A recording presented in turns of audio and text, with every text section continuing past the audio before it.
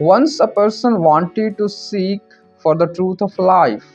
So, in search of truth, he went from place to place. At one place, someone advised him to go a cave and look there. Man went to the cave where he met a sage. Sage told him about a village and said, "On crossroad of that village you shall find what you are seeking."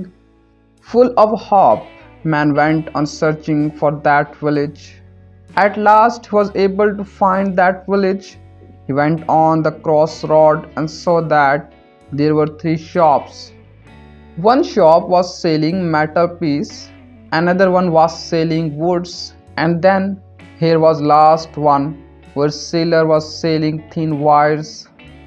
Man stood there for long looking at the shops, but still he couldn't think of anything that seemed to be related to revelation of truth. Disappointed, he returned to Sage and told him about shops. Sage replied, "You will understand in the future." Man demanded explanation, but Sage didn't respond. Man got frustrated and thought to himself that he had been making fool of himself by coming here. He left from cave and continued his search for truth. As years went by, memories for this experience faded. One day, while he was on a walk at night, he heard sound of some kind of music which caught his attention. It was wonderful music and man was moved by it. Man felt drawn towards the music player. When he found him, he saw that player fingers were dancing over strings of sitar. Then suddenly he exploded in a cry of joyous recognition.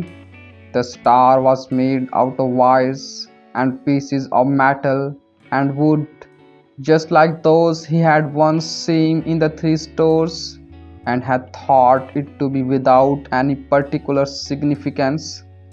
At last, man was able to understand that sage's message.